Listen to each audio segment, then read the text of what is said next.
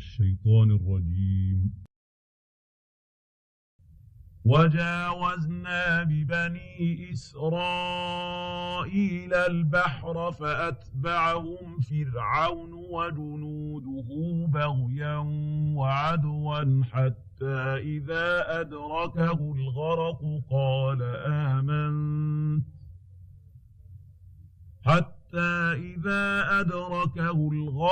قال آمنت أنه لا إله إلا الذي آمنت به بنو إسرائيل وأنا من المسلمين.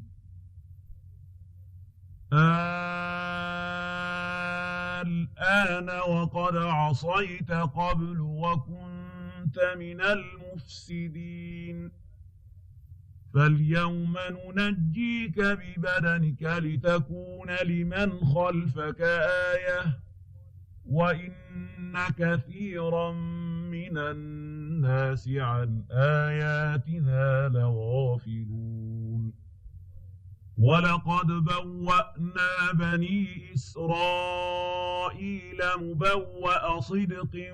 ورزقناهم من الطيبات فما اختلفوا حتى جاءهم العلم إن ربك يقضي بينهم يوم القيامة فيما كانوا فيه يختلفون. فإن كنت في شك مما أنزلنا إليك فاسأل الذين يقرؤون الكتاب من قبلك لقد جاءك الحق من ربك فلا تكونن من الممترين. ولا تكونن من الذين كذبوا بآيات الله فتكون من الخاسرين.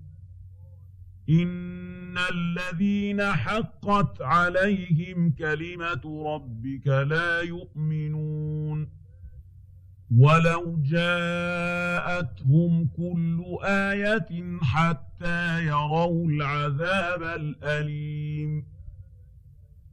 فلولا كانت قرية آمنت فنفعها إيمانها إلا قوم يونس لما آمنوا كشفنا عنهم عذاب الخزي في الحياة الدنيا ومتعناهم إلى حين.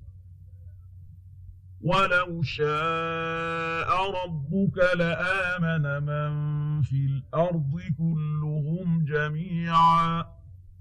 أفأنت تكره الناس حتى يكونوا مؤمنين. وما كان لنفس أن تؤمن إلا بإذن الله ويجعل الرجس على الذين لا يعقلون. قل انظروا ماذا في السماوات والأرض وما تغني الآيات والنذر عن قوم لا يؤمنون. فهل ينتظرون إلا مثل أيام الذين خلوا من قبلهم قل فانتظروا إني معكم من المنتظرين. ثم ننجي رسلنا والذين آمنوا كذلك حقا علينا ننجي المؤمنين. قل يا أيها الناس إن كنتم في شك من ديني فلا أعبد الذين تعبدون من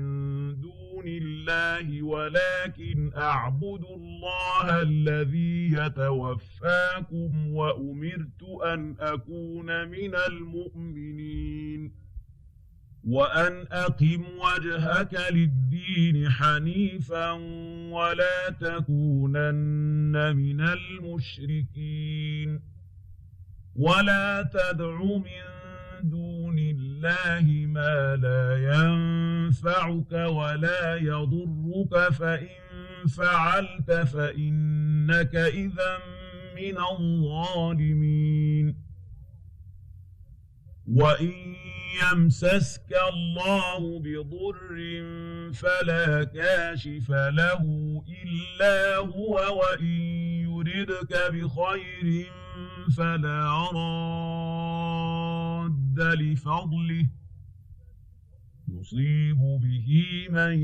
يشاء من عباده وهو الغفور الرحيم قل يا أيها الناس قد جاءكم الحق من ربكم فمن اهتدى فإنما يهتدي لنفسه ومن ضل فإنما يضل عليها وما أنا عليكم بوكيل واتبع ما يوحى إليك واصبر حتى يحكم الله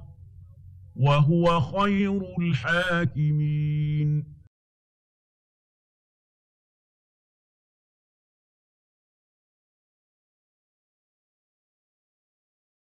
بسم الله الرحمن الرحيم ألف لام را كتاب أحكمت آياته ثم فصلت من لدن حكيم خبير ألا تعبدوا إلا الله إنني لكم منه نذير وبشير وأن استغفروا ربكم ثم توبوا إليه يمتعكم متاعا حسنا إلى أجل مسمى ويؤت كل ذي فضل فضله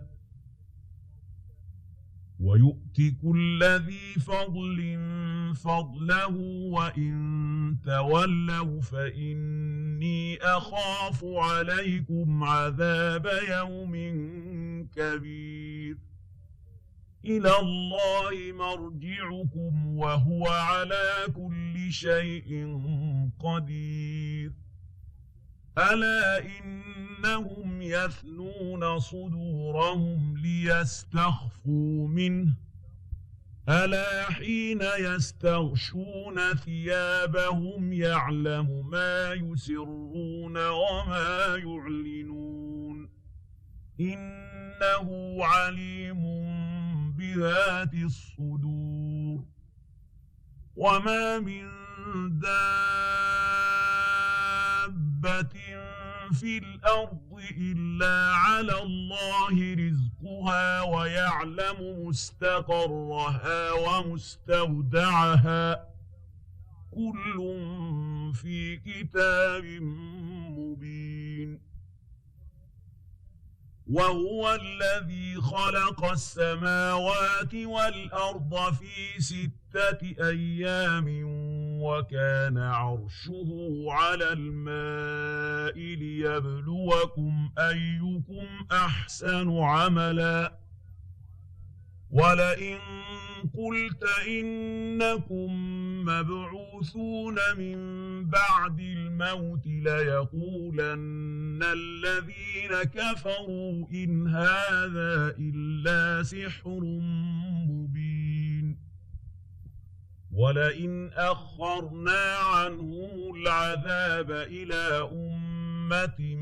معدودة ليقولن ما يحبسه ألا يوم يأتيهم ليس مصروفا عنهم وحاق بهم ما كانوا به يستهزئون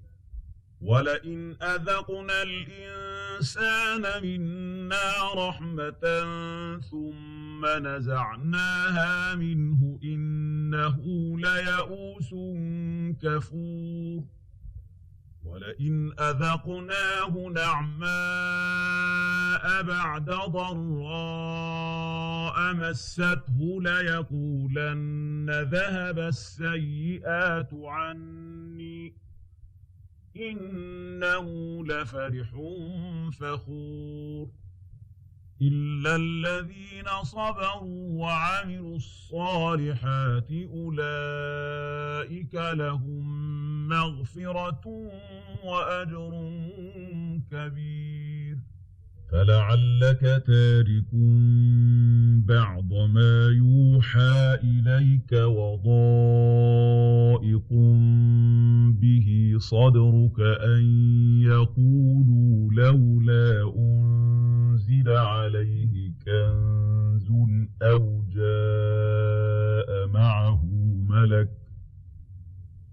إنما أنت نذير